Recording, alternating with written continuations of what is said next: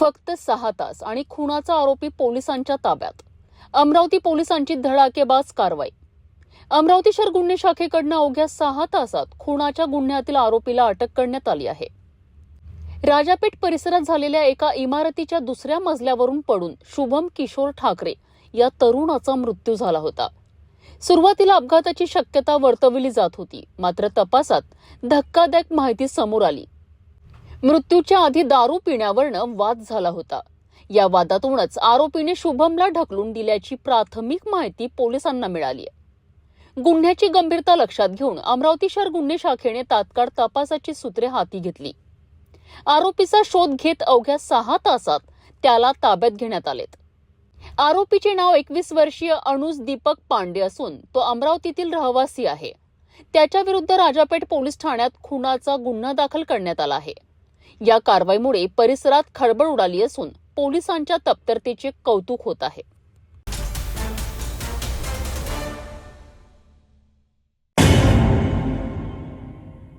Amravati police आयुक्तालयाच्या हद्दीत येणाऱ्या भातकुली पोलीस स्टेशन अंतर्गत मंगळवारी सायंकाळी 12 वर्षीय किशोराचा संशयास्पद मृत्यू झाल्याची धक्कादायक घटना समोर आली आहे.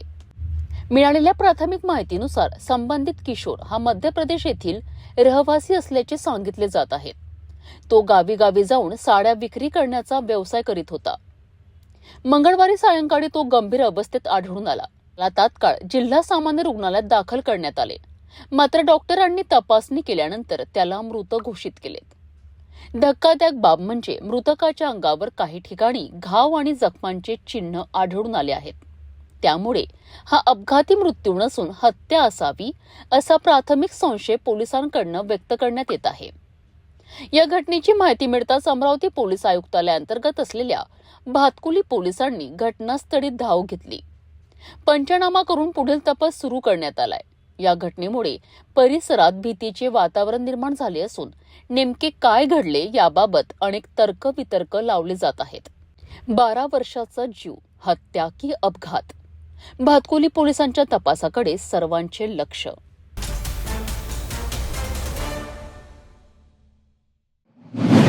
रात्रीचे 2 वाजले होते. शांतता होती आणि अचानक पोलीस स्टेशनमध्ये सापडला अत्यंत विषारी घोणस. अमरावती रोडवरील दत्तवाडी पोलीस स्टेशनमध्ये रात्री एक कर्मचारी पाणी पिण्यासाठी बाहेर गेलेत आणि त्यांच्या नजरेस पडला एक मोठा घोणस प्रजातीचा विषारी साप. क्षणातच त्यांनी इतर कर्मचाऱ्यांना हाक मारली. साप पाहता स्टेशनमध्ये एकच खळबळ आली आहे. भारतातील अत्यंत विषारी सापांपैकी एक. घाबरलेल्या कर्मचाऱ्यांनी तत्काळ विदर्भ सर्पमित्र समितीचे सदस्य आकाश मेश्राम यांना संपर्क केला. वेळ होती रात्री 2 वाजताची, परंतु आकाश मेश्राम यांनी क्षणाचाही विलंब न करता थेट वाडी पोलीस स्टेशन गाठलेत. बऱ्याच प्रयत्नानंतर आणि काळजीपूर्वक कारवाई करत त्यांनी या घोणस सापाला जेरबंद केलेत. अखेर सर्व कर्मचाऱ्यांनी सुटकेचा निश्वास सोडला. सापाला सुरक्षितरित्या पकडून नंतर निसर्गात मुक्त करण्यात आले. पोलीस कर्मचाऱ्यांनी आकाश मेश्राम यांचे मनापासून आभार मानलेत.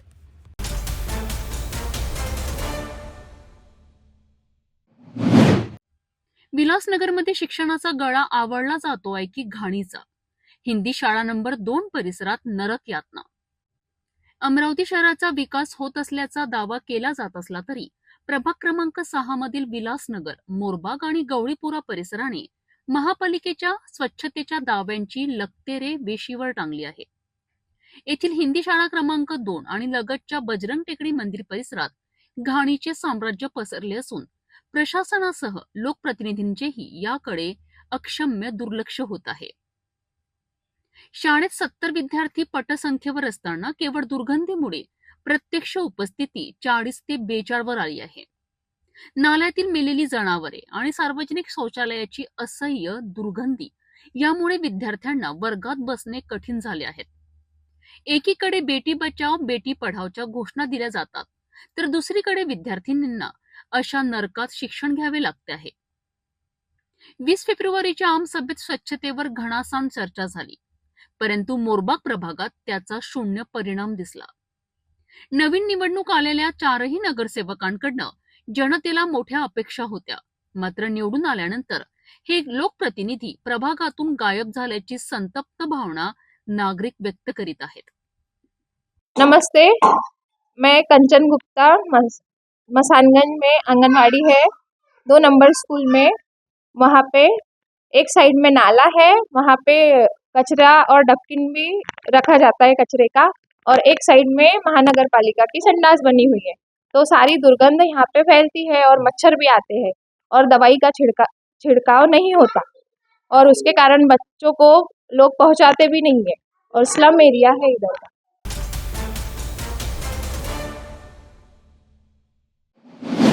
नांदगावपेठ पोलीस स्टेशन हद्दीतील सिद्धी ज्वेलर्स प्रकरणात नागरिकांनी आर्थिक फसवणुकीचा गंभीर आरोप केला आहे। पोलीस कारवाई होत नसल्याने संतप्त नागरिकांनी थेट जिल्हाधिकाऱ्यांकडे धाव घेतली आहे।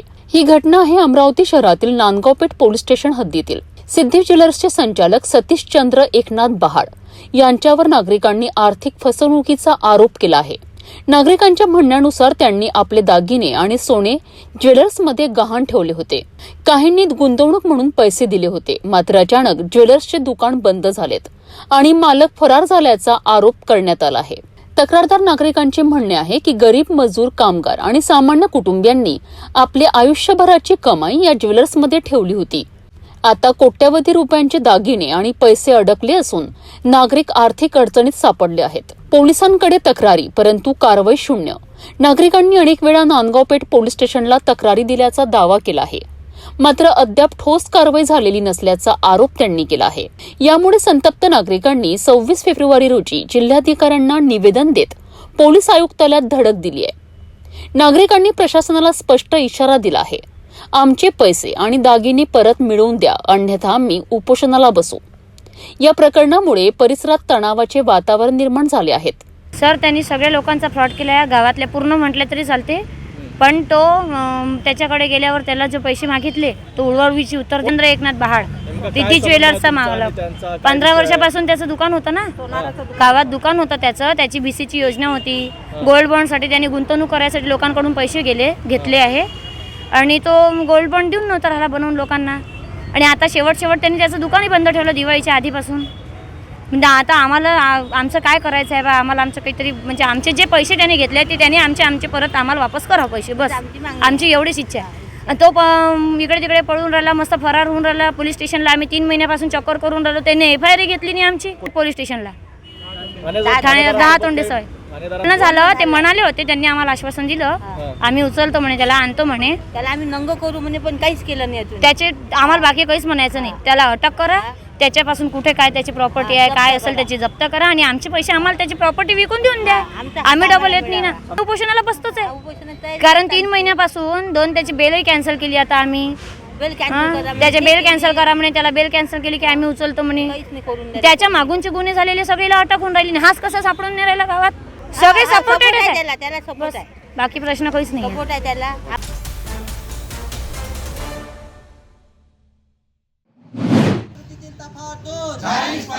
महाराष्ट्र संघटनेचा जय हो, महाराष्ट्र संघटनेचा जय हो। जुनी पेन्शन मिळालीच पाहिजे, जुनी पेन्शन मिळालीच पाहिजे, मिळालीच पाहिजे, जुनी पेन्शन मिळालीच पाहिजे, जुनी पेन्शन मिळालीच पाहिजे। लिपिकांच्या बदनामात बदल झालाच पाहिजे, लिपिक वर्गीयांच्या बदनामात बदल झालाच पाहिजे। अमरावती येथील जलसंधारण विभाग कार्यालयासमोर जय महाराष्ट्र शासकीय निमशासकीय कंत्राटी व कर्मचारी संघटनेच्या वतीने बेमुदत काम बंद आंदोलनाला सुरुवात करण्यात आली आहे। कर्मचाऱ्यांचा आरोप आहे की गेल्या अनेक दिवसांपासून त्यांनी आपल्या मागण्यासंदर्भात पत्रव्यवहार केला, निवेदन दिलीत, मात्र शासनाकडून कोणतीही ठोस कारवाई करण्यात आली नाही। त्यांच्या प्रमुख मागण्या काय? कर्मचाऱ्यांच्या प्रमुख मागण्या अशा आहेत: 4था वेतन आयोगापासून प्रलंबित असलेल्या वेतन त्रुटी दूर करून सुधारित वेतन श्रेणी लागू करावी, पदनामात बदल करून पदोन्नतीची साखळी कमी करावी, सर्व कर्मचाऱ्यांना जुनी पेन्शन योजना लागू करावी, गोदावरी मंडळास स्वायत्त करताना वर्ग 3 व 4 कर्मचाऱ्यांचे वेतन पूर्वीप्रमाणे कोषागार कार्यालयामार्फतच द्यावे, 1 नोव्हेंबर 2005 पूर्वी अनुकंपा प्रतीक्षा यादीतील कर्मचाऱ्यांना जुनी पेन्शन लागू करावी, जिल्हा परिषद कर्मचाऱ्यांचे मृदा व जलसंधारण विभागात समावेशन करावे। या सर्व मागण्यांसाठी संघटनेच्या वतीने जलसंधारण विभागात बेमुदत काम बंद आंदोलन सुरू करण्यात आले आहे। मी निलेश सदराव धाकडे जलसंपदा विभागामध्ये कार्यरत आहे, आणि माझ्यासोबत माझे जे सर्व सहकारी मित्र आणि अधिकारी बसलेले आहे, सगळे जलसंपदा विभागाचे कर्मचारी आहे. या आंदोलनाचा उद्देश म्हणजे 23 तारखेपासून आमचं बेमुदत काम बंद आंदोलनास सुरुवात झालेली आहे. त्याच्या आंदोलनाचा आजचा जवळपास हा 4था दिवस आहे. तर या आंदोलनामध्ये जवळपास जलसंपदा विभाग, त्यानंतर बांधकाम विभाग, त्यानंतर जिल्हा परिषद या सर्व विभागाचे जवळपास विदर्भ, मराठवाडा आणि जवळपास संपूर्ण महाराष्ट्रातील लोक सहभागी झालेले आहे. मागणी हीच आहे की 4थ्या वेतन आयोगापासून जो लिपिक वर्गीयावर अन्याय होत आहे वेतन त्रुटीच्या संदर्भामध्ये, की वेतनाच्या म्हणजे प्रचंड तफावत निर्माण झाल्या. ग्रामसेवक असतील, तलाठी असतील, महसूल विभागातील बाकी विभाग जर असतील आणि जलसंपदा विभागातील जे जर काही विभाग संवर्ग जर पाहिले तर त्या संवर्गाच्या तुलनेत या संवर्गाचा जो लिपिक वर्गीय संवर्ग आहे त्याच्या पगारात काही वाढ झालेली नाही. म्हणून या 4थ्या वेतनावाचूनच्या ज्या त्रुटी आहेत त्या दूर झाल्या पाहिजे. त्याचप्रमाणे जो कनिष्ठ लिपिक आहे याच्या पदनामामध्ये बदल होऊन ते पदनामात बदल झाले पाहिजे, सन्मानजनक असं नाव मिळालं पाहिजे. त्यानंतर पदोन्नतीचे जे 5 स्तरीय टप्पे आहे ते कमी होऊन त्रिस्तरीय तरी टप्पे झालेले पाहिजे, अशा ह्या प्रमुख मागण्या आहे. आणि त्यासोबतच जे नेहमीची मागणी आहे जुनी पेन्शनची योजना, तीसुद्धा आमची एक मागणी यासोबत आहे. आणि या बेमुदत आंदोलनामध्ये आम्ही सर्व सहभागी आहे. आता या जय महाराष्ट्र संघटनेच्या माध्यमातून सर्व लिपिक वर्गीय जो वर्ग आहे हा एकवटलेला आहे आणि निश्चितच या संघटनेच्या माध्यमातून आम्हाला यश मिळेल. आमचे प्रतिनिधीसुद्धा मंत्रालय स्तरावर आंदोलनाला बसलेले आहे आणि त्यांचा पाठपुरावा सुरू आहे. धन्यवाद. कर्मचाऱ्यांचे म्हणणे आहे की आम्ही वारंवार निवेदनं दिलीत, पत्रव्यवहारही केला, पण प्रशासनाने गांभीर्य दाखविले नाही. त्यामुळे आता आंदोलनाशिवाय पर्याय उरला नाही. कर्मचाऱ्यांनी स्पष्ट इशारा दिला आहे की जर मागण्या लवकरात लवकर पूर्ण केल्या नाहीत तर यापेक्षाही तीव्र आंदोलन छेडण्यात येईल. या आंदोलनाचा परिणाम शासकीय कामकाजावर होण्याची शक्यता असून प्रशासन आणि शासन या प्रकरणात काय भूमिका घेतं याकडे सर्वांचं लक्ष लागलं आहे. वेतन, पदोन्नती आणि पेन्शनचा प्रश्न केवळ आर्थिक नाही, तो हजारो कुटुंबाच्या भवितव्याशी संबंधित आहे. आता शासन संवाद साधणार का की आंदोलन आणखी तीव्र होणार? अमरावतीकडे संपूर्ण राज्याचं लक्ष लागलं आहे.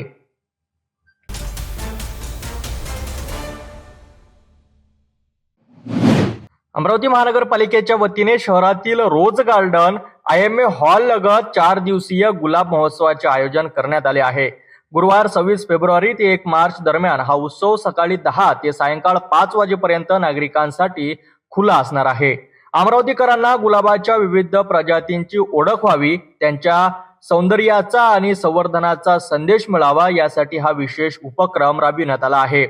गार्डनमध्ये शेकडो गुलाबांची झाडे लावण्यात आली असून लाल, पिवळा, पांढरा, केशरी अशा विविध रंगातील आकर्षक प्रजाती नागरिकांचे लक्ष वेधून घेत आहेत. फुलांच्या रांगोळ्यांपासून ते सजावटीच्या आराखड्यापर्यंत संपूर्ण परिसर सुगंधित आणि रंगबिरंगी झाला आहे. आज अमरावती महानगरपालिका येथे आपले रोज गार्डन कॅम्प एरियामध्ये गुलाब उत्सवचं उद्घाटन करण्यात आलेलं आहे. या रोज गार्डनमध्ये भरपूर व्हरायटीचे रोजेस तसेच क्रीपर्स, बोगनविला असे लावण्यात आलेले आहेत. आणि हे जे उत्सव आहे पुढच्या 3 दिवसासाठी चालेल आणि पूर्ण वर्षभरात या गार्डनची मेंटेनन्स आणि याला रोज गार्डनच्या जे ओरिजिनल ग्लोरी आहे त्यापर्यंत आपण परत घेऊन जाणार आहे. तर सर्व नागरिकांना अशी विनंती आहे की तुम्ही या आणि इथे पहा. आणि सर्व नागरिकांना ही पण सूचना आहे की इथे आमच्या जे गार्डनची गरज आहे इथे लावलेले जे रोजेस आहेत ते तोडू नये, असे जे संरक्षण आहे ते करावे. या गुलाब उत्सवानंतर प्रदर्शनीतील झाडांचे याच ठिकाणी प्रत्यारोपण केले जाणार आहे, जेणेकरून नागरिकांना वर्षभर या फुलांचा आनंद घेता येईल. उत्सवाचे उद्घाटन अमरावतीचे महापौर श्रीचंद तेजवानी आणि आयुक्त सौम्या शर्मा यांच्या हस्ते करण्यात आले. महानगरपालिकेच्या या उपक्रमामुळे पर्यावरण संवर्धनाचा संदेश देतानाच शहरातील नागरिकांसाठी एक आनंदाचा आणि प्रेरणादायी अनुभव निर्माण झाला आहे. नमस्कार. प्रभाग क्रमांक 7 जवाहर स्टेडियम के बीच में और रहवासी इलाके में जो ये गुलाब के बगीचे को डेवलप करने के लिए 2017 से 22 तक हम नगर सेवक थे. उस टाइम के सुनील देशमुख के हमारे आबनार जी, उनकी संकल्पना से मेरे सहकारी सुनील जी पडोड़े, उन्होंने ये बगीचे को डेवलपमेंट किया था. और वो बगीचे की ये बीच के जो 4 वर्ष गए हैं उस 4 वर्षों में इसकी देखभाल न होने के कारण ये पूरा डाउन हो गया था। पर मैं शुभकामनाएं देता हूँ मेरे आयुक्त मैडम को, जिन्होंने ये बगीचे का दौरा करके आज उसी बगीचे को वापस गुलाब के जैसे महका दिया है। मैं उनको बहुत बहुत शुभेच्छा देता हूँ और मैं सभी यहाँ के नागरिकों को भी विनती करता हूँ कि आप अपनी जवाबदारी समझकर इस बगीचे की देखरेख करें। इसका लाभ आपको ही मिलना है। बहुत बहुत धन्यवाद।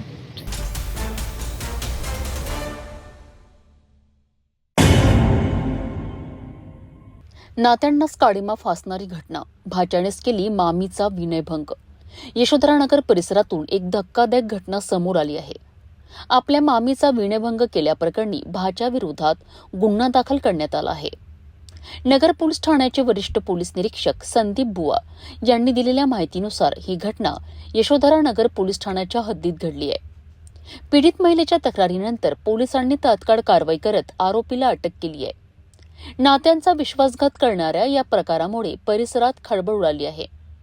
आरोपी विरुद्ध संबंधित कलमान्वये गुन्हा दाखल करण्यात आला असून पुढील तपास पोलीस करीत आहेत.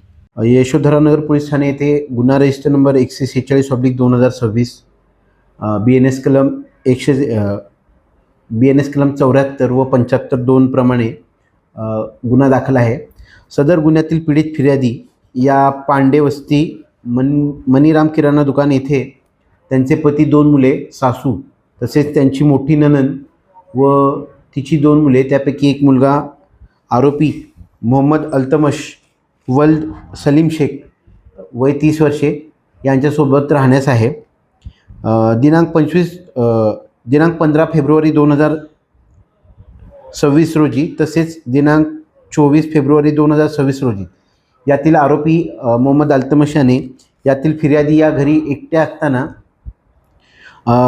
अर्धवट पॅन्ट काढून त्यांना मागून जाऊन जबरदस्तीने मिठी मारून त्यांचा विनयभंग केल्याबाबतची तक्रार यातील पीडित फिर्यादी यांनी समक्ष यशोधरानगर पोलीस ठाणे येथे दिल्याने आरोपीविरुद्ध गुन्हा दाखल करण्यात आलेला आहे व सदर गुन्ह्याची तपासकामी आरोपीला अटक करण्यात आलेली आहे.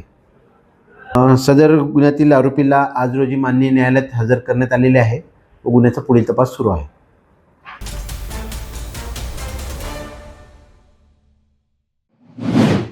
सत्तावीस जानेवारी रोजी सकाळी घडलेली ही थरारक घटना. 64 वर्षीय वंदना देवीकर यांच्यावर घरासमोरच भटक्या बैलाने भीषण हल्ला केला. सकाळची साधारण वेळ वंदना देवीकर घरासमोर झाडू मारत होत्या.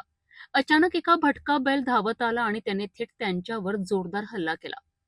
या हल्ल्यात त्यांच्या फासळ्या आणि अनेक हाडे मोडलीत. बैलाच्या शिंगाने त्यांच्या मांडीला भोसकले. इतकेच नव्हे तर त्यांच्या डोक्याला गंभीर दुखापत होऊन मेंदूला मोठा धक्का बसलाय. तत्काळ त्यांना रुग्णालयात दाखल करण्यात आले. तब्बल 3 आठवडे ICU मध्ये त्या मृत्यूशी झुंज देत होत्या. परिस्थिती अत्यंत गंभीर असल्याने डॉक्टरांना मेंदूची जटिल शस्त्रक्रिया करावी लागली. या शस्त्रक्रियेदरम्यान त्यांच्या कवटीचा एक भाग काढून टाकावा लागला. शस्त्रक्रियेनंतरही त्यांची प्रकृती स्थिर नाही. गेल्या महिन्याभरापासून त्या कोमात आहेत. सध्या त्या घरी व्हेंटिलेटर आणि ऑक्सिजन सपोर्टवर आहेत. उपचाराकरिता आतापर्यंत लाखो रुपये खर्च झाले आहेत. 27 जनवरी की बात है ये, सुबह 7:30 बजे की. मैं बच्चे का टिफिन बना के आई हॉल में और मुझे बहुत जोर से आवाज़ आया तो फिर मैं बाहर भागी. फिर मैं चिल्लाई क्योंकि मैंने देखा कि सांड वहाँ पे खड़ा है और आई नीचे बेहोश है. तो मेरी आवाज़ सुन के मेरे हस्बैंड आए और हम दोनों ने उस सांड को भगाया. फिर उसके बाद हम उन्हें तुरंत ही हॉस्पिटल लेके गए. फिर वहाँ एडमिट होने के बाद डॉक्टर ने बताया कि ब्रेन को लगा है, उनको काफ़ी ऑपरेट करना पड़ेगा. उसके बाद मल्टीपल फ्रैक्चर्स है और बहुत सारे चोटें लगी है उनको, छोटी छोटी तो बहुत चोटें लगी है. ब्रेन में जो इंजरी हुई है, जो मेन इंजरी हुई है, उसका तो ऑपरेट हो गया है, लेकिन अभी भी उनको होश नहीं है. उसके अलावा भी छोटे छोटे उनको ब्रेन में चोटें हैं जिसको ऑपरेट नहीं किया जा सकता. वो समय के साथ ही ठीक होंगी, लेकिन ऑपरेशन होने के बाद भी आज 1 महीना होते आ रहा है, उन्होंने आँखें नहीं खोली. कितने वेंटिलेटर और बाकी? हाँ, वेंटिलेटर पे रहे वो कुछ 15-16 दिन वेंटिलेटर पे रखा, फिर ऑक्सीजन पे शिफ्ट किया और अभी भी ऑक्सीजन पे. आए दिन यहाँ पे इस तरह लड़ाई होती है. सांड जो है वो महानगर पालिका को मिला है. हाँ, आए दिन यहाँ पे अभी कुछ 1 महीना पहले की बात है, इतनी ज़बरदस्त लड़ाई होती है, 1.5-2 घंटे इनकी लड़ाई होती है कि लोगों की गाड़ियाँ तक वो डैमेज कर देते हैं। हमारी खुद की 4 व्हीलर गाड़ी एक बार पूरी डैमेज कर दी थी पीछे से। जो सामने का घर है उनकी पूरी 2 व्हीलर उन्होंने गिरा के पूरी तोड़ दी थी। और उसके पहले भी एक बार सैंड की लड़ाई हुई थी। मतलब आए दिन यहाँ पे है इनकी लड़ाइयाँ होती रहती है। वो मिला नहीं अब तक? नहीं मिला नहीं। और मॉर्निंग में उनका टाइम ही है, अभी भी आते हैं। और पड़ोस में आपके किसी पे हमला हुआ था? हाँ, पड़ोस में हमारे 2 घर छोड़ के एक बड़े काका जी रहते हैं। वो मॉर्निंग वॉक के लिए गए थे। गजानन महाराज मंदिर है न्यू नरसार रोड पे, वहाँ पे वो मॉर्निंग वॉक करते दोनों हस्बैंड वाइफ। तो उनके ऊपर आया तो उन्होंने उसके सिंग पकड़े तो और उसका रास्ता मोड़ा तो वो गिर गए। उनको बैक इंजरी हो गई और फिर लोगों ने उनकी मदद की। सांड भाग गया और भाग के फिर उसने यहाँ आके अटैक किया। फिर उनको लोगों ने मदद की और घर तक रिक्शा करके भेजा। और उनको वो घर तक नहीं आते तो यहाँ पे फिर उसने यहाँ पे मेरी मदर इन लॉ का अटॅक केला। मात्र प्रकृतीत सुधारणा नसल्याने कुटुंबावर आर्थिक आणि मानसिक संकट कोसळले आहे। या घटनेचे सीसीटीव्ही फुटेज सोशल मीडियावर व्हायरल होत असून नागरिकांमध्ये संताप व्यक्त केला जात आहे। शहरातील वाढत्या भटक्या जनावरांच्या समस्येकडे प्रशासन दुर्लक्ष करत असल्याचा आरोप केला जात आहे। महानगरपालिका आता तरी जागी होणार का? एका निष्पाप महिलेचे आयुष्य उद्ध्वस्त, जबाबदार कोण? प्रशासन कधी जागे होणार? हा प्रश्न सर्वसामान्य नागरिक विचारित आहेत। पूर्णा खिरडे आहे। मी वंदना देवीकर यांची सिस्टर आहे। म्हणजे एक सिस्टरचं मी काम करते। त्यांचं असं होतं की ही जी घटना झाली त्याच्यानंतर त्यांना एवढी हेड इंजुरी झाली की त्यांचं क्रॅनिओटॉमी करावं लागलं। ऑपरेट झालं, एवढा मोठा खर्च झाला आणि ती व्हेंटिलेटरवर गेली। व्हेंटिलेटरवर झाल्यावर सुद्धा तिला ट्रॅकेस्टॉमी सारखं ऑपरेशन परत करावं लागलं। ऑपरेशन झालं त्याच्यामध्ये पण तिची एवढी स्थिती गंभीर आहे की ती आता पण अनकॉन्शियस आहे। कॉन्शियस लेवलवर कुठलंच मुवमेंट नाही आहे तिचं आणि तिला एकदम एक्सटर्नल इंटरनल खूप सारी इंजुरी झाली। मल्टिपल फ्रॅक्चर खूप सारे आहेत। हाताला फ्रॅक्चर आहे तिच्या आणि एवढं सगळं होऊन पण एवढी तिची सेवा करून पण अजून कुठलाच रिस्पॉन्स ती देत नाही आहे। आणि डॉक्टरने सरळ सांगितलं आहे की कधीही काही होऊ शकतं, तुम्ही बघा, तिच्याकडे वॉच करा, जस्ट वेट अँड वॉच, बाकी एवढंच म्हणू शकते। आणि इथे सांडाची एवढी भीती, एवढी दहशत आहे की मी सुद्धा येते इथे बघायला तर मलाही खूप भीती वाटते। आणि इव्हन फिरतच असतात सांड, त्याच्यामुळे खूप गंभीर स्थिती आहे इकडे।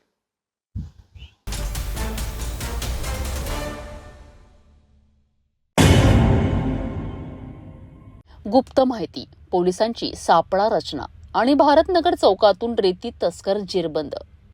कळमना पोलिसांनी मिळालेल्या गोपनीय माहितीच्या आधारे भारतनगर चौक परिसरात कारवाई करत रेती तस्करांना अटक केली आहे। पोलिसांना माहिती मिळताच तात्काळ सापळा रचण्यात आला। या कारवाई दरम्यान 2 आरोपींना रंगेहात पकडण्यात आले। अटकेतील आरोपींची नावे रुपेश शेलोकर आणि रामचंद्र बांडेबुचे अशी असून दोघेही भंडारा येथील रहिवासी आहेत। आरोपींकडनं तब्बल 12 ब्रास रेती आणि 1 टिप्पर असा एकूण 19,70,000 रुपयांचा मुद्देमाल जप्त करण्यात आलाय। पर्यावरणाला हानी पोहोचवणाऱ्या या अवैध रेती तस्करीवर पोलिसांनी मोठा आळा घातला आहे। आरोपींविरुद्ध गुन्हा दाखल करण्यात आला असून पुढील तपास सुरू आहे। पेट्रोलिंग करीत असताना ट्रक क्रमांक MH36AB 4597 हा रेती वाहतूक करताना मिळून आला। त्याला थांबवले असता त्याच्याकडे कोणत्याही प्रकारची रेतीच्या वाहतुकीबाबत परवाना नव्हता। त्यावरून चालक रामचंद्र जगनजी बांडेबुचे तसेच त्याच्या सोबती रुपेश महादेवजी शेलोकार दोन्ही राहणार भंडारा यांना दोघांना ताब्यात घेऊन त्यांच्या ट्रकसह 12 ब्रास रेती जप्त करण्यात आली आणि त्यांच्याकडे कुठल्याही प्रकारची रेती वाहतुकीचा परवाना नसल्याने त्यांच्या विरुद्ध गुन्हा नोंद करून दोन्ही आरोपींना अटक करण्यात आलेली आहे। एकूण ट्रकसह 20,70,000 रुपयाचा मुद्देमाल या गुन्ह्यात जप्त करण्यात आलेला आहे। संपूर्ण कारवाई माननीय ACP श्री ओवाड सर यांच्या मार्गदर्शनात पोलीस स्टेशनचे स्टाफने केलेली आहे।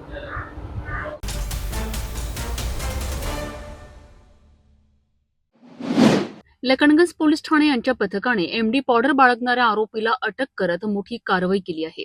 ही कारवाई नागपूर शहर पोलीस आयुक्त रवींद्र कुमार सिंगल यांच्या संकल्पनेतनं सुरू असलेल्या ऑपरेशन थंडर एकत्रित येऊया, नशामुक्त समाज घडवूया या मोहिमेअंतर्गत करण्यात आली। 25 फेब्रुवारी रोजी सायंकाळी 6:30 ते 9:30 दरम्यान लकडगंज पोलिसांचे पथक पेट्रोलिंग करीत असताना त्यांना गुप्त माहिती मिळाली. माळधक्का रोड इतवारी रेल्वे स्टेशनच्या मागील बाजूस पार्किंगकडे जाणाऱ्या रस्त्यावर एक इसम संशयास्पदरित्या उभा असल्याची माहिती मिळाली. पोलिसांनी तत्काळ सापळा रचला आणि त्या इसमाला ताब्यात घेतलं. चौकशीत त्याने आपले नाव अक्षय दिलीप चौधरी वय 30 वर्ष राहणार जुनी मंगलवाडी असे सांगितले. झडती दरम्यान त्याच्याकडून प्लास्टिक पिशवीत ठेवलेले तब्बल 86 ग्रॅम MD पावडर जप्त करण्यात आली आहे. यासोबतच एक मोबाईल फोन आणि वजन काटा देखील हस्तगत करण्यात आलाय. या सर्व मुद्देमालाची एकूण किंमत अंदाजे 4,34,000 रुपये इतकी आहे. चौकशीत आरोपीने सांगितले की हा अंमली पदार्थ त्याने आपल्या साथीदार सागर चौधरी यांच्या मदतीने विक्रीसाठी आणला होता. पोलिसांनी आरोपींविरुद्ध MDPS कायद्याअंतर्गत गुन्हा दाखल केला असून त्याला अटक करण्यात आली आहे. फरार आरोपीचा शोध सुरू आहे. ही कारवाई वरिष्ठ पोलीस अधिकाऱ्यांच्या मार्गदर्शनाखाली पार पडली असून शहरात ड्रग्ज विरोधात कठोर पावले उचलली जात असल्याचा स्पष्ट संदेश देण्यात आला आहे.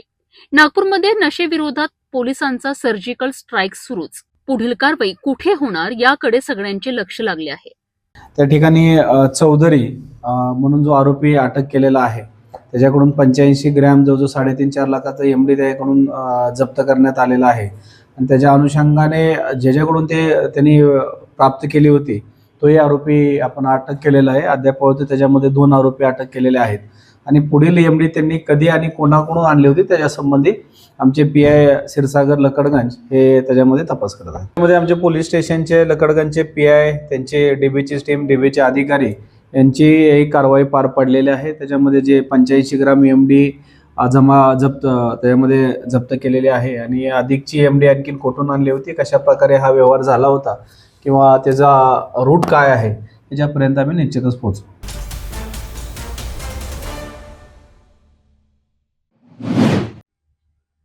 युवक काँग्रेसच्या वतीने न्याय सत्याग्रह आंदोलन छेडण्यात आलंय. कारण काय?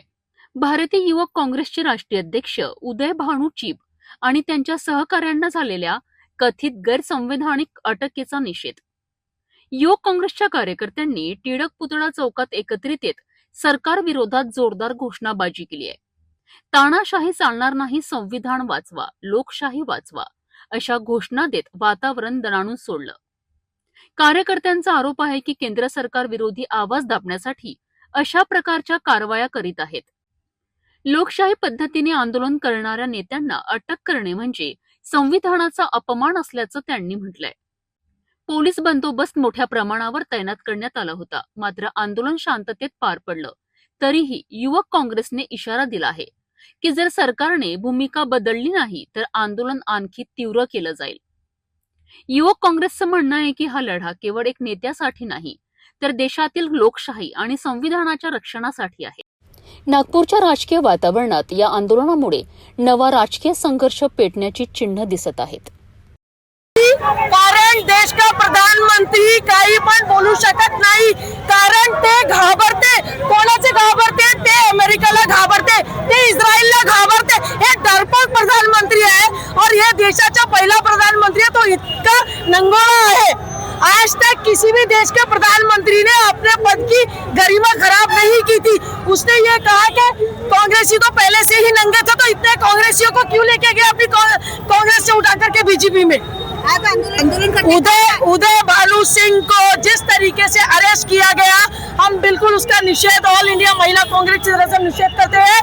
और हरदीप सिंह पुरी ये जो है जो एफसीन फाइल में मिला है, इसको हम चाहते हैं इस्तीफा दे, नहीं तो सजा दे. नहीं तो महिला कांग्रेस गली से लेकर के दिल्ली तक टाइट करने वाली है.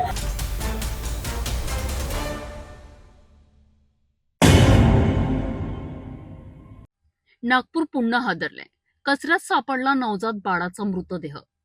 मानवतेला काळीमा फासणारी घटना. नागपूर शहरातील मोहननगर खलाशी लाईन परिसरात एका नवजात मुलाचा मृतदेह आढळून आल्याने संपूर्ण परिसरात खळबळ उडाली आहे. मिळालेल्या माहितीनुसार परिसरातील एक महिला नेहमीप्रमाणे कचरा टाकण्यासाठी गेली असता तिला कचऱ्याच्या ढिगाऱ्यात बाळाचे डोके दिसले. सुरुवातीला तिला संशय आला. तिने तात्काळ आसपासच्या नागरिकांना बोलावलेत. नागरिकांनी जवळ जाऊन पाहिले असता तिथे नवजात मुलाचा मृतदेह पडलेला आढळला. ही माहिती पसरताच संपूर्ण वस्तीत भीती आणि संतापाचे वातावरण निर्माण झालेत. घटनेची माहिती मिळताच पोलिसांनी तात्काळ घटनास्थळी धाव घेतली. पंचनामा करण्यात आला. महानगरपालिकेच्या रुग्णालयातील परिचारिकांनी मृतदेह ताब्यात घेतला असून पुढील वैद्यकीय तपासणीसाठी तो इंदिरा गांधी शासकीय वैद्यकीय महाविद्यालय व रुग्णालय येथे पाठविण्यात आला आहे. पोलीस आता या नवजात बाळाची ओळख पटविण्याचा आणि नेमकी घटना कशी घडली याचा तपास करीत आहेत. बाळ जिवंत जन्माला आले होते का, मृत्यूचे कारण काय आणि सर्वात महत्त्वाचं म्हणजे हा अमानुष प्रकार कोणी केला. या घटनेमुळे नागपूर शहरात पुन्हा एकदा मानवी संवेदनशीलतेवर प्रश्नचिन्ह निर्माण झाले आहेत. निष्पाप जीवाचा अंत, दोषी कोण? पोलिसांच्या तपासाकडे संपूर्ण शहराचे लक्ष.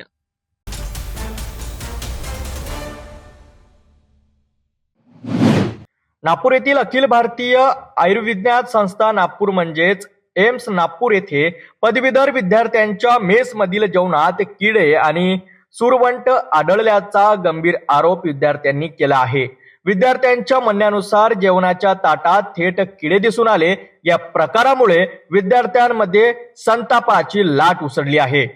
एम्स सारख्या देशातील अग्रगण्य वैद्यकीय शिक्षण संस्थेत अशी घटना घडल्याने मेस व्यवस्थापनाच्या दर्जावर मोठे प्रश्नचिन्ह उभे राहिले आहे. विद्यार्थ्यांनी सांगितले की जेवणाची गुणवत्ता आधीपासूनच समाधानकारक नव्हती. स्वच्छतेबाबत अनेकदा तक्रारी करण्यात आल्या होत्या, मात्र त्याकडे दुर्लक्ष करण्यात आले. या घटनेनंतर विद्यार्थ्यांनी तात्काळ कारवाईची मागणी केली आहे. विद्यार्थ्यांनी प्रशासनाकडे स्पष्ट मागणी केली आहे. पारदर्शक चौकशी व्हावी, मेस कंत्राटदारावर कारवाई करावी, जेवणाच्या गुणवत्तेबाबत नियमित तपासणी करावी. त्यांचे म्हणणे आहे की आरोग्य क्षेत्रातील विद्यार्थ्यांच्याच जर सुरक्षित आणि स्वच्छ अन्न मिळत नसेल तर ही अत्यंत गंभीर बाब आहे. या दरम्यान प्रशासनाने या आरोपांना खोडसाळपणाचे असल्याचे स्पष्ट केले आहे. प्राथमिक चौकशी सुरू असल्याचे सांगण्यात आले असून तथ्य समोर आल्यानंतर योग्य ती कारवाई केली जाईल असे प्रशासनाने स्पष्ट केले आहे. मात्र विद्यार्थ्यांना केवळ आश्वासन नको आहे, त्यांना ठोस आणि तातडीची कृती हवी आहे. एम्स सारख्या प्रतिष्ठित संस्थेत मेसच्या जेवणावरून निर्माण झालेला हा वाद केवळ एका जेवणापुरता मर्यादित नाही, तो व्यवस्थापन, पारदर्शकता आणि विद्यार्थ्यांच्या आरोग्याच्या सुरक्षेचा प्रश्न आहे. आता चौकशी काय निष्कर्ष देते आणि जबाबदारांवर कारवाई होते का याकडे सर्वांचं लक्ष लागलं आहे.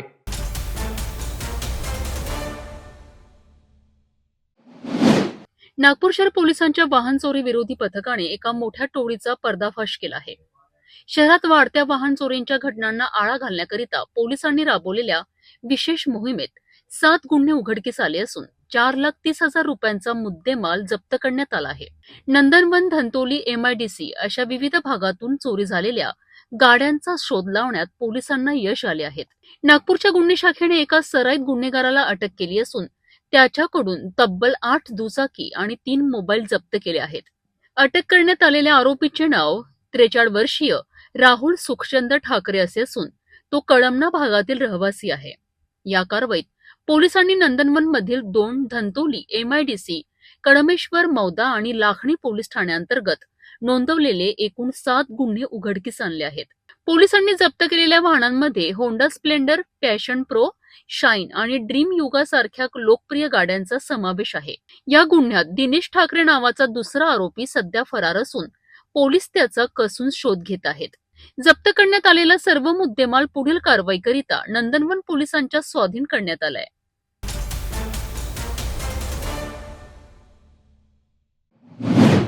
सोमवार 23 फेब्रुवारी रोजी सायंकाळी सुमारे 5 वाजताच्या सुमारास नागपूर जबलपूर राष्ट्रीय महामार्गावर कट्टा ते रामनगर दरम्यान हा भीषण अपघात घडला.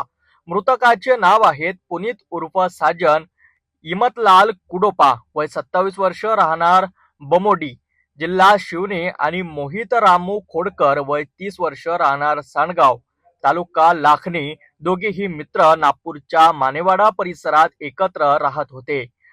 पुनीत टाइल्स बनविण्याचे काम करीत होता तर मोहित रोजंदारीवर वाहन चालवित होता. पुनीतच्या नातेवाईकांच्या शिवनी येथील कार्यक्रमासाठी दोघांनी जाण्याचा निर्णय घेतला. मोहितने नातेवाईकांकडून MH36 AS 7460 क्रमांकाची मोटरसायकल घेतली आणि दोघेही देवलापार मार्गे शिवनीकडे रवाना झाले. मनसरजवळ त्यांचा पहिला अपघात झाला. दोघांनी स्वतः मनसर प्राथमिक आरोग्य केंद्रात उपचार घेतले. डॉक्टरांनी नागपूरला रेफर केले, पण त्यांनी नागपूरला न जाता थेट शिवणीकडे जाण्याचा निर्णय घेतला. मनसरवरून देवलापाडकडे येत असतानाच कट्टा ते रामनगर दरम्यान त्यांच्या गाडीने दुभाजकाला जोरदार धडक दिली. अपघात इतका भीषण होता की पुनीत जागीच ठार झाला, तर गंभीर जखमी मोहितला नागपूरला नेत असताना रस्त्यातच मृत्यू झाला. दोन्ही मृतदेह देवलापार ग्रामीण रुग्णालयात उत्तरीय तपासणीसाठी आणण्यात आले. अपघातानंतर देवलापार पोलिसांनी घटनास्थळी धाव घेतली. दोघेही बेशुद्ध अवस्थेत असल्याने त्यांची ओळख पटविणे कठीण झाले. खिशात कोणतेही ओळखपत्र नव्हते. पोलिसांनी अपघाताची माहिती सोशल मीडियावर व्हायरल केली. काही वेळातच नातेवाईकांनी संपर्क साधत दोघांची ओळख पटली. देवलापार पोलिसांनी अकस्मात मृत्यूची नोंद करून पुढील तपास सुरू केला आहे. पहिल्या अपघातातून बचावल्यानंतरही वैद्यकीय सल्ला न ऐकल्याने दुसऱ्यांदा मात्र नियतीने साथ सोडली आणि दोन कुटुंबावर दुःखाचा डोंगर कोसळला.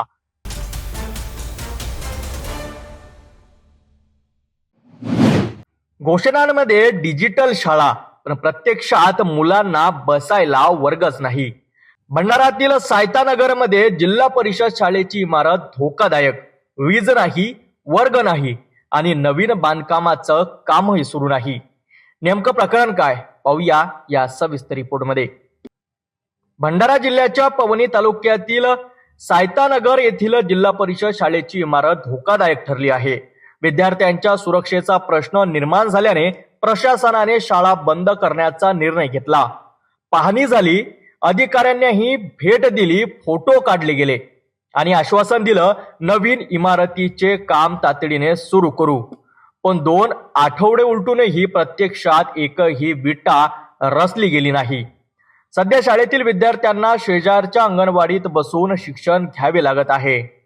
एका छोट्याशा खोलीत अंगणवाडीची लहान मुले आणि प्राथमिक शाळेतील मोठे विद्यार्थी एकत्र बसत आहेत. लहान मुलांचा गोंगाट, बसण्याची गैरसोय, जागेची कमतरता यामुळे विद्यार्थ्यांचे शैक्षणिक नुकसान होत असल्याची तक्रार पालकांनी केली आहे. इतकंच नव्हे तर शाळेचे वीज बिल थकले असल्याने वीज पुरवठा बंद करण्यात आला आहे. विद्यार्थ्यांना उष्णतेत आणि अंधारात शिक्षण घ्यावे लागत आहे. सरकार डिजिटल शाळा आणि गाव तिथे शाळा अशी घोषणा करत असताना सायतानगरमध्ये मुलांना साधा वर्गही उपलब्ध नाही. शिक्षण विस्तार अधिकारी आणि संबंधित अधिकाऱ्यांनी पाहणी करून काम लवकरच सुरू होईल असे सांगितले होते, मात्र अजूनही कोणतीही हालचाल नाही. पालकांनी स्पष्ट इशारा दिला आहे, आता आश्वासन नकोत, काम सुरू करा, अन्यथा आंदोलनाचा मार्ग स्वीकारू.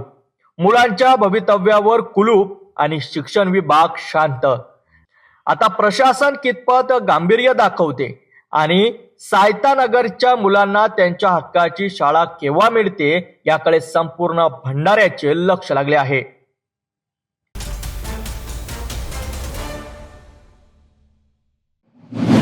शाळेच्या मैदानात रंगले पथनाट्य आणि विद्यार्थ्यांच्या भविष्यासाठी उघडले नवे दरवाजे. भंडारा जिल्ह्यात सामाजिक न्याय योजनांची माहिती थेट विद्यार्थ्यांपर्यंत पोहोचविण्याकरिता अनोखी जनजागृती मोहीम राबवली जात आहे. साकोली तालुक्यातील कुंभली येथील जिल्हा परिषद शाळेत प्रभावी पथनाट्य सादर करण्यात आले. महाराष्ट्र शासनाच्या सामाजिक न्याय व विशेष सहाय्य विभागाच्या पुढाकारातून हा उपक्रम पार पडलाय. साकोलीचे प्रबोधनकार भावेश कोंटागले आणि त्यांच्या टीमने गीत, अभिनय आणि प्रभावी संवादातून विद्यार्थ्यांची मने जिंकलीत.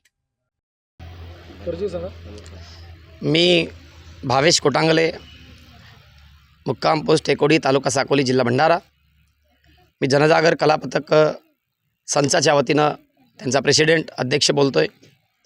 महाराष्ट्र शासन सामाजिक न्याय व विशेष सहाय्य विभागाच्या वतीनं संबंध महाराष्ट्रामध्ये दिनांक 15/2/2026 पासून समाज कल्याणच्या विशेष योजनांची माहिती ही संबंध महाराष्ट्रातील पाल्यांना, विद्यार्थ्यांना, जनतेला माहीत व्हावी यासाठी एक समाज कल्याणच्या वतीनं रथ आपल्या जिल्ह्यामध्ये येऊन पोहोचलेला आहे.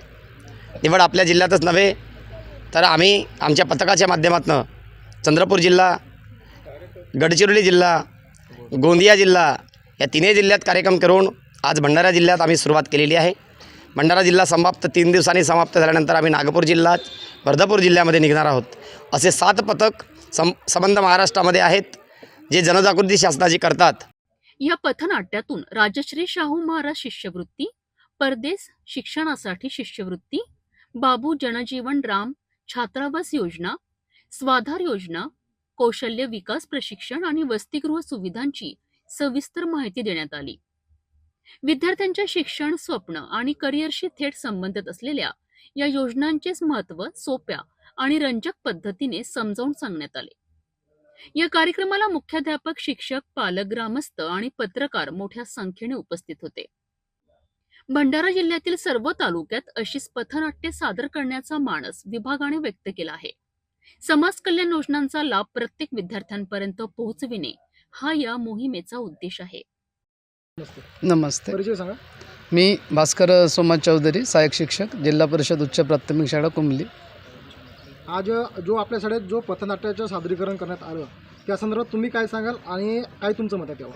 आज या ठिकाणी पथनाट्याचं जे सादरीकरण झालं ते उत्तमरित्या सादरीकरण झालं आणि या ठिकाणी यांनी सादरीकरणामध्ये महाराष्ट्र शासनाच्या ज्या विविध योजना होत्या त्यांची इत्थंभूत माहिती दिली. जसे की त्यामध्ये राजश्री शाहू महाराज शिष्यवृत्ती योजना, नंतर स्वाधार योजना, वसतिगृहाची योजना, मुलींना दत्तक पालक योजना, परदेश शिक्षणासाठी जी आवश्यक असते ती पण योजना या ठिकाणी त्यांनी सांगितली आणि समाज कल्याणची सायकल योजना याबद्दल इत्थंभूत माहिती या ठिकाणी दिलेली आहे.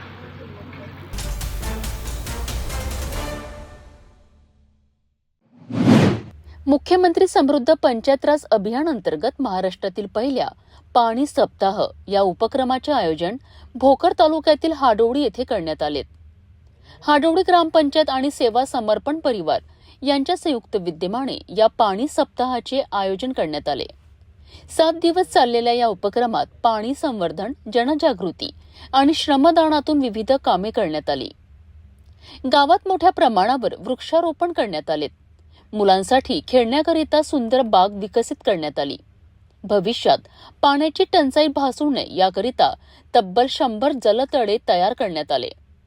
या उपक्रमाच्या समारोप प्रसंगी माजी मुख्यमंत्री तथा खासदार अशोक चव्हाण यांनी गावकऱ्यांच्या श्रमदानाचे कौतुक केलेत. शासनाच्या योजनांची कामे लोकसहभागातून पूर्ण होत असल्याचे त्यांनी सांगितलेत आणि आमचे गाव क्रमांक 1च्या दिशेने वाटचाल करीत आहेत अशी प्रतिक्रिया दिली. भोकर तालुक्यातील अतिशय जागरूक गावाने सेवा समर्पण संस्था ही जी खाजगी संस्था आहे त्यांच्या संयुक्त विद्यमाने गावामध्ये आज जिल्हा परिषद पंचायत समित्या शासकीय ज्या योजना आहेत त्या सर्व संस्था या एकंदरीत योजनेचं गावातल्या लोकांनी श्रमदानातून, गावातल्या लोकांच्या सहकार्यातून फार चांगलं काम ग्रामविकासाचं या ठिकाणी झालेलं आहे. त्यामुळे मी सेवा समर्पण संस्थेचं अभिनंदन करतो, आभार मानतो आणि स्थानिक लोकांचं सुद्धा याच्यामध्ये सहभागातून काम झालं आहे. हे केवळ संस्था नाही आहे, तर गावातल्या लोकांनी गावात सफाईचं काम असो, गावात वृक्षारोपणाचं काम असो, शौच खड्ड्याचं काम असो, पाणी पुरवठ्याचं पाण्याचं स्तर वाढण्याकरता जे खड्डे केलेत गाव ठिकाणी त्याचंसुद्धा त्याच्यामुळे पाण्याच्या पातळीत वाढ झालेली आहे तो विषय असो आणि गावामध्ये वृक्षारोपणाचं काम असो, शौचालयाचं संदर्भातलं केलेलं काम असो, विविध विकास कामांना गावातील लोकांच्या सहभागातून आणि ग्रामपंचायतीच्या पुढाकारातून काम केलेलं आहे. गावातील सरपंच ताई आहेत, उपसरपंच आमचे अमृतवाड आहेत, या सगळ्यांच्या संयुक्त प्रयत्न पुढाकाराने आणि सेवा समर्पण या सगळ्यांनी एकत्र मिळून गावातल्या लोकांच्या सहभागातून एक चांगलं उदाहरण हा महाराष्ट्राला दिलं आहे. आत्तापर्यंत क्रमांक 1च्या दिशेने वाटचाल करणारं आमचं हे गाव आहे. मी दिगंबर रामराव देशमुख, सेवा समर्पण परिवार अध्यक्ष. गेल्या 6 वर्षापासून आम्ही जलसंधारणाची कामे हाती घेतो. यावर्षी आम्ही पाणी सप्ताह आयोजित केलेला होता. पाणी सप्ताहामध्ये आम्हाला पहिले व्याख्याते पुरुषोत्तमजी वाळाया सर यांनी जलतारा समन्वयक म्हणून इथे आलेले होते. जवळपास 100 जलतारा करण्याचं उद्दिष्ट इथे पहिल्यांदा होतं. नंतर आम्हाला 500 जलतारा इथे झालेले आहेत आणि भविष्यात 2000 जलतारा करण्याचा आम्ही आणि आमच्या गावकऱ्याच्या वतीने, हाडोळी गावकऱ्यांच्या वतीने व सेवा समर्पण परिवाराच्या वतीने आम्ही करण्याचं मानस आहे. पाणी सप्ताह गावोगावी व्हावेत, जलसंधारणाची कामे व्हावेत. हरिनाम सप्ताहासोबतच पाणी सप्ताहाची ही काळाची गरज आहे, त्यासाठी आम्ही काम करणार आहोत. आज आमच्या गावामध्ये शिवजयंतीच्या निमित्तानं 19 फेब्रुवारीपासून पाणी सप्ताहाचे आयोजन सेवा समर्पण परिवाराने केलेले आहे. त्या कामामध्ये आमचे सर्व गावकरी मंडळी श्रमदानाच्या माध्यमातून दररोज सकाळी 7 ते 10 श्रमदान, नंतर भोजन आणि व्याख्यान 12 ते 2 व्याख्यान, पुन्हा नंतर 4 ते 7 श्रमदान, पुन्हा जेवण आणि पुन्हा कीर्तन, हे सर्व पाण्यावर, पाणी किती आवश्यक आहे जीवनाबद्दल, या सर्व गोष्टी व्याख्यान आणि कीर्तन हे पाण्यावर झालेले आहे. आणि श्रमदानाचे काम म्हणलं तर गॅबिन बंधारे, CCT, डीप CCT, पुन्हा जलतारा, विशेष करून जलताराचे वायल सर आमच्या गावामध्ये आले होते, जे जलताराचे जनक आहेत. त्यांनी खूप मोठं मार्गदर्शन केले आहे आणि माझ्या गावामध्ये जवळपास 500 जलतारा झालेले आहेत आणि किमान आम्ही 3500 जलतारा आमच्या गावामध्ये करणार आहात. दुष्काळ परिस्थिती असल्यामुळं आम्हाला जलताराशिवाय पर्याय नाही, म्हणून आम्ही जवळपास आता 5 JCB आमच्या गावामध्ये चालत आहेत. बाहेरून लोकांनी पण JCB दिले आहेत, श्रमदानाच्या माध्यमातून पण झालेले आहे. CCT असेल, डीप CCT असेल, वेगवेगळे कामं, नाला सरळीकरण आहे आणि तळ्यातील गाळ काढणे आहे. हा खूप मोठा उपक्रम सेवा समर्पण परिवाराने, गावकरी मंडळीने संयुक्त विद्यमानाने घेतलेला आहे आणि ह्याच्या माध्यमातून मी आमच्या पाणी सप्ताहाचं जे नियोजन लावले आहे, खरंच आमचं गाव पाणीदार होईल याबद्दल काही शंका नाही.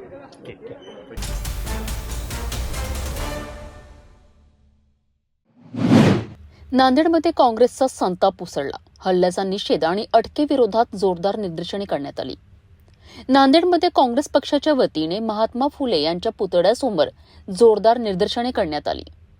हरियाणा राज्यातील सिकरी येथील एका रिसॉर्टमध्ये छत्रपती शिवाजी महाराज आणि राणी पद्मावती यांच्या प्रतिमा स्वच्छतागृहाच्या प्रवेशद्वाराजवळ लावल्याचा प्रकार समोर आलाय. या घटनेचा काँग्रेसने तीव्र निषेध नोंदविलाय. तसेच काँग्रेसचे प्रदेश प्रवक्ते हनुमंत पवार यांच्यावर पुण्यात झालेल्या हल्ल्याच्या निषेधार्थ आणि भारतीय युवक काँग्रेसचे अध्यक्ष उदय भानू चीब यांच्या अटकेचा निषेधार्थ आंदोलन करण्यात आले. प्रवक्ते हनुमंतजी पवार हे लोकशाही मार्गाने संवैधानिक पद्धतीने काँग्रेस पक्षाची भूमिका नेहमीच मांडत असतात. ते गांधीजीचे अनुयायी आहेत. ते शांततेच्या मार्गाने एका TV चॅनलवर भूमिका मांडत असताना ते डिबेट संपल्यानंतर बीजेपीच्या काही नथुराम गोडसेच्या विचारांच्या लोकांनी त्यांच्यावर भ्याड हल्ला केला. त्याबद्दल आम्ही काँग्रेस पक्षाच्या वतीने या ठिकाणी तीव्र आंदोलन करत आहोत. त्याचप्रमाणे आमचे जे युवक काँग्रेसचे राष्ट्रीय अध्यक्ष भारती चीफ यांना जी दडपशाहीच्या मार्गातून या बीजेपी सरकारने अटक केली, त्यांचाही या ठिकाणी आम्ही निषेध करून त्यांना तात्काळ मुक्तीत यावं व जो प्रकार बीजेपी त्यांच्या गुंडांच्या माध्यमातून या ठिकाणी करताय, खरं तर त्यांनी राज्यामध्ये कायदा व सुव्यवस्था राखण्याचं काम केलं पाहिजे. तेच या राज्यामध्ये कायदा व सुव्यवस्था बिघडवण्याचं काम करत आहेत.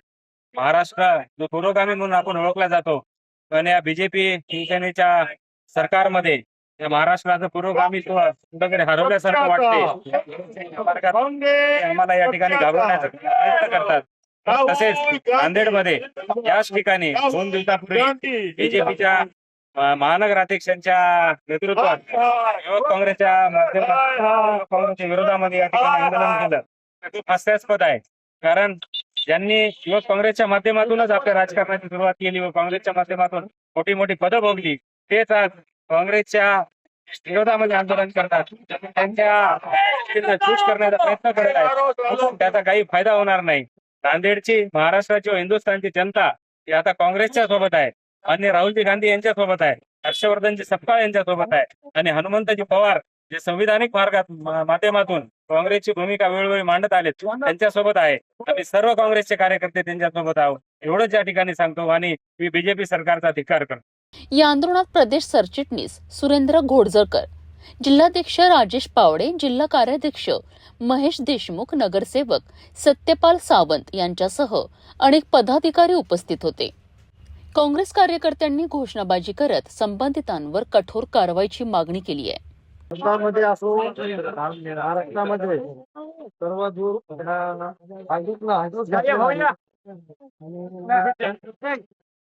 भ्रष्टाचारी सरकार निषेध करण्यासाठी आज जमले आहोत. हरियाणामध्ये आमदाराच्या हॉटेलच्या समोर शिवाजी महाराजांचा अपमान होतो. ते भाजप सरकार शिवाजी महाराजांबद्दल इतकं मोठमोठ्या गप्पा मारते. शिवाजी महाराज त्याचा आमदार त्या हरियाणामध्ये अपमान होतो. आमचे राष्ट्रीय अध्यक्ष काँग्रेसचे राष्ट्रीय अध्यक्ष उदय भानू यांना अटक होते. तसेच आमचे महाराष्ट्राचे प्रवक्ते हेमंत पवार यांना सुद्धा मारहाण पुण्यामध्ये होते. आणि या सगळं झुंडशाहीच्या विरोधामध्ये आणि गुंडगिरीच्या विरोधामध्ये आज आम्ही नांदेड येथे आंदोलन करत आहोत. आणि या गोष्टीचा निषेध करून हेमंत पवारच्या मारेकऱ्यांना अटक करणे तसेच या सरकारचा अधिकार करण्यासाठी आम्ही ते सर्व जमलेले आहोत.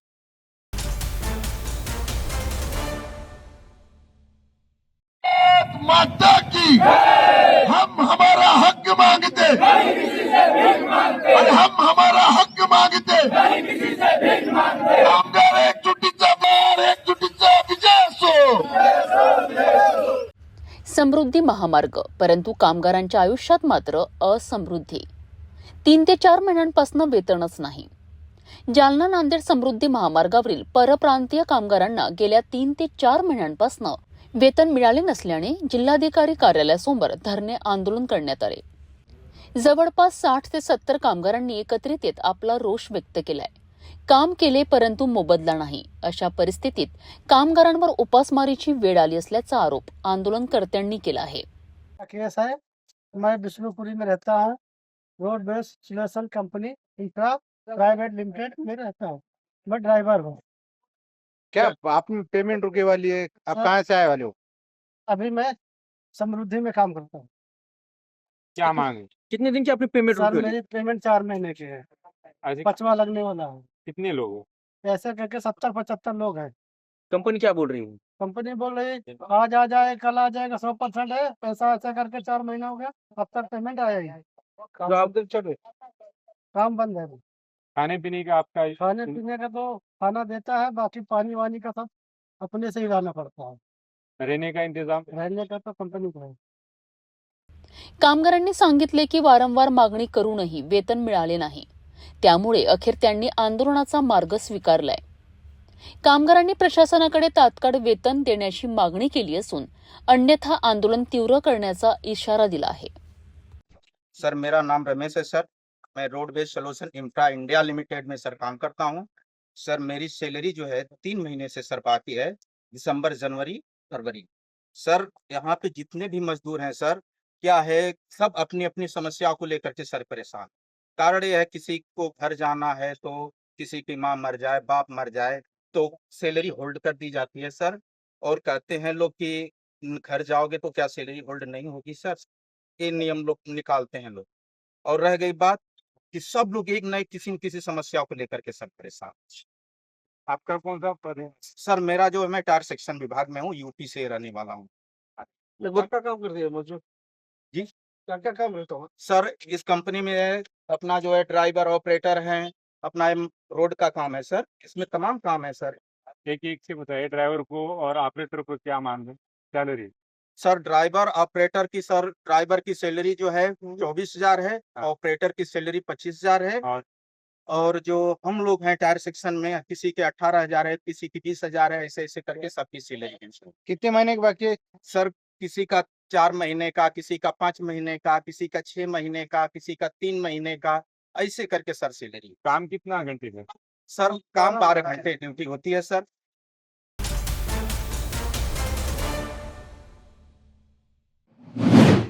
लाखोंचा औषध साठा धुडखात, कप सिरप गायब आणि कारवाई मात्र शून्य. वाशिममधील एका पडीक सभागृहात लाखो रुपयांचा कफ सिरप आणि इतर औषध साठा पडून असल्याचा प्रकार समोर आला आहे. धक्कादायक बाब म्हणजे या साठ्यातील मोठ्या प्रमाणात कप सिरप चोरी केल्याची शक्यता व्यक्त केली जात आहे. घटना उघडकीस येऊन 5 दिवस उलटलेत, परंतु अद्याप दोषींवर कोणतीही ठोस कारवाई झालेली नाही. त्यामुळे आरोग्य विभागाच्या कारभारावर प्रश्नचिन्ह उपस्थित होत आहेत. रुग्णांसाठी असलेली औषधे अशीच धूळखात पडून राहणं आणि त्यातून चोरी होण्याची शक्यता, यामुळे नागरिकांमध्ये संतापाचे वातावरण आहे. शासनाचे नियम डावलणाऱ्यांवर कठोर कारवाई करावी अशी मागणी आता जोर धरू लागली आहे. रुग्णांच्या जीवाशी खेळ, जबाबदारांवर कारवाई कधी? भंडार आहे ते कमी क्षमतेचं असल्यामुळे ती आपली जी औषधं जुन्या जिल्हा परिषदच्या इमारतीमध्ये आपण होतो आपले बातमी पाहिल्याच्या नंतर तिथे असं दिसून येतं की अस्ताव्यस्त पडलेलं आहे. ते तिथलं बांधकाम करायचं असल्यामुळे तिथे औषधी ही हलवण्याची प्रक्रिया चालू होती. तरी पण याच्यामध्ये आपण जी स्थिती मांडलेली आहे की चौकशी समिती नेमली औषधी तिथे वाळ झाली का काय याची हरितसर चौकशी केल्या जाईल आणि त्याच्यात जर काही आढळून आलं तर योग्य ती कारवाई केली जाईल. प्रत्येकी योग्य कारण या औषधामध्ये प्रक्रिया तो बरेच जण तिथे झाले ते नशा करण्यासाठी वापरतात बाहेरचे लोक त्याच्यावरून या औषधाचा आता या संबंधित तुम्ही काय वगैरे देणार नियमानुसार जी काही शासकीय नियमानुसार जी कारवाई करण्याची योग्य असेल ती केलेली आहे.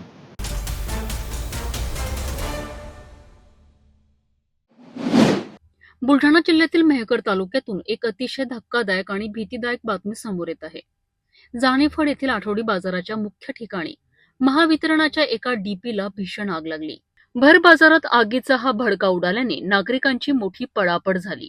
जड वाहनांचा धक्का लागल्याने झालेल्या या शॉर्ट सर्किटमुळे शासनाचे मोठे आर्थिक नुकसान झाले असून महावितरणाच्या कारभारावर आता प्रश्नचिन्ह उपस्थित केले जात आहेत.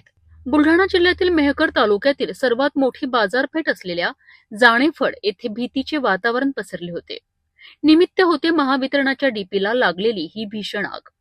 रस्त्यावरून जाणाऱ्या एका जड वाहनाचा धक्का रस्ते क्रॉस करणाऱ्या वीज वाहिनीला लागला आणि क्षणात शॉर्ट सर्किट होऊन डीपीने पेट घेतला. बघता बघता या आगीने रौद्र रूप धारण केलेत, ज्यामध्ये महावितरणाची केबल आणि फ्यूज बॉक्स जळून पूर्णपणे खाक झालेत. विशेष म्हणजे आठवडी बाजार असल्याने परिसरात मोठी गर्दी होती.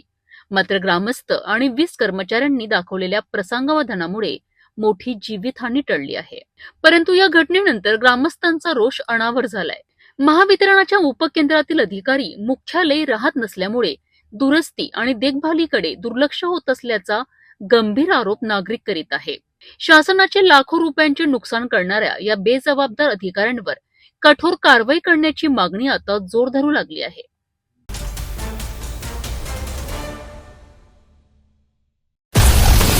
हर खबर पर पैनी नजर, हर मुद्दे पर सटीक वार, यही है सिटी न्यूज की पहचान। जहाँ सच्चाई की आवाज दबाई जाती है वहाँ सिटी न्यूज उठाता है सवाल। हर स्क्रीन पर, हर प्लेटफॉर्म पर हमारी मौजूदगी बोलती है। सिटी न्यूज हमेशा सच के साथ।